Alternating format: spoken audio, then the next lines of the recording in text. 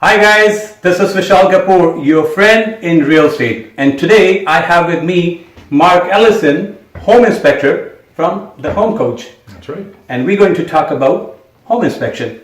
Let's watch.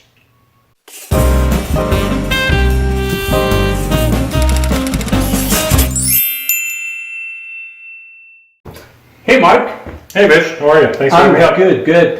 Thank you for coming over and doing the home inspection for this house, and I really appreciate your help. And let's talk about some questions. Sure. What do you got for me? All right.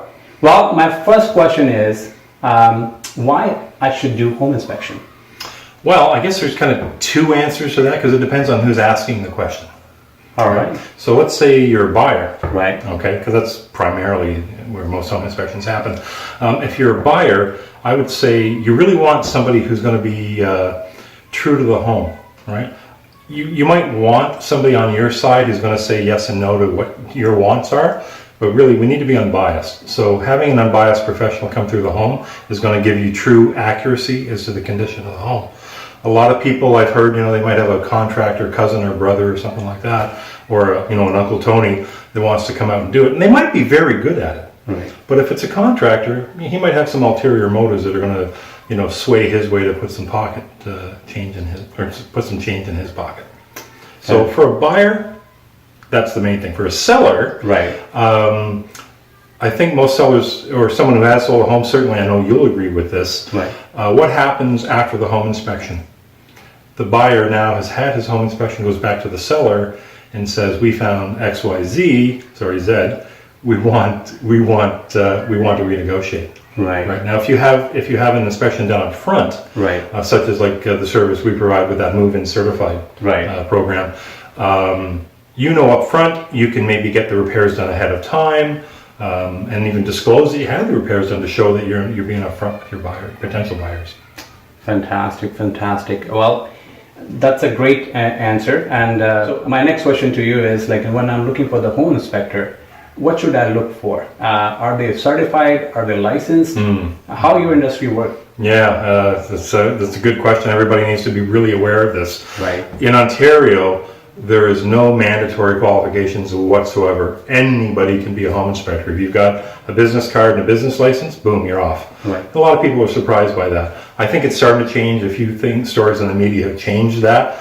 But official licensing doesn't come in until 2019, so you still got a few years. You got to be a little weary. I have a lot of faith in realtors. If you really know and like and trust your realtor, I would say the first thing to do is talk to your realtor. Most realtors will have a team, if you will, mortgage brokers, lawyers like you, Right. that can help support their clients. So that'd be the first step. I would still say, though, to the buyer that gets a referral, whether it be from a friend or a realtor, do your own due diligence, ask some questions, and probably one of the biggest questions is, how long have you been doing it, and how many inspections have you done? Mm-hmm. I guess I could call myself a veteran inspector. I've been doing it for 14 years and over 5,000 inspections. We feel as an association, no less than 500 inspections is probably what you want to look for in an inspector. They've now seen pretty much everything you can see. Of course, we learn something new every month, maybe. But Correct. But at the end of the day, 500 inspections, you're probably going to be safe. I would like to say, and yeah, it's self-serving. The Home Coach, we offer something really nobody does, and that is an actual warranty. Right, we give your clients a 90-day warranty when they have an inspection done with us. Speak to 10 inspectors, you'll find one that gives that. Well, that's another great answer. And my next question is, I know why to do home inspection. Now I hired the home inspector. But before I had this home inspector, when I'm looking into buying the house, what are the major things which I can spot on and should look for? You mean sort of like on your own on the first? Correct. Like just for the first claims, like Sure. Just some big ticket items, right? Easy peasy stuff. Sure, right. That's a good question. I like to think usually you can or try to judge a book by its cover. Right. When I walk up to a home, the first thing I do is I look for signs of somebody who's proud of their home. Right. So is the vegetation cut back? Is the lawn nice? Are things painted? Is the walkway nice and even? Manicured, things that are manicured. Usually people who take the time to make their house look good, they're proud of their home and probably are maintaining it well. You could still have some things that got behind them that they weren't aware of, But that would be the first thing. Just overall, how's the house feel? Right. Right. Some of the big easy things that we see, it's not usually too hard to see if shingles are bad. Right. A big one to consider is the fact that when it rains, where's the water going? Correct. We want a nice slope away from the house. Right. It's simple physics, of course. If the ground is coming to the house, the water is going to go to the house. That's right. Good news is it's kind of simple to fix. It's some elbow grease to fix it, but it's not that hard to fix. But that's a big one. Now, electrical is something you really can't inspect yourself. You're going to need us for that. But that is where we see usually a few faux pas, shall we say. All right, fantastic. We talk about now what the things that I look for. The other thing, what you do differently, and what you do like it's most important to you when you're doing a home inspection. You mean as far as what I'm looking for, or just like is that in general? Yeah, what you're looking for, right? Yeah. To serve your clients better and to provide the extra value-added service, which you provide. I know about it. Sure. But they don't know about it. Can you tell about that? Yeah, of course.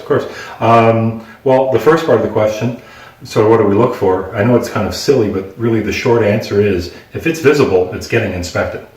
There are a few things that you should be aware of that actually are not part of an inspection, and there are some things we don't as a company inspect. Cable, security systems, satellite, telephone, water filters, water softeners. You might be surprised to know that appliances are actually not part of a home inspection or don't have to be a part. We as a company made a decision that we're going to do it. Right. We actually even offer a recall program, so your clients would get a free monthly newsletter letting them know if any of the appliances in the home have a recall on them. So you can get free repairs that way, which is kind of nice. As far as the value added, I did kind of touch on it. We do give your clients, a 90-day warranty. Right. That covers essentially anything that we were able to inspect. It doesn't cover things behind the walls that we couldn't see because, let's face it, things happen. That's what home insurance is for. That's right. We also give clients a 5-year roof repair warranty. Nice. Yeah. Now, if I get up on the roof and I see something wrong with it, of course, that's an existing issue that would have to get remedied. Right. But any surprises within 5 years, they'd be covered for that as well. We also do what's called mold check. If you move into the house and there's mold that wasn't present at the time of inspection, that's covered. A couple more things, but I think I'll just leave it at that.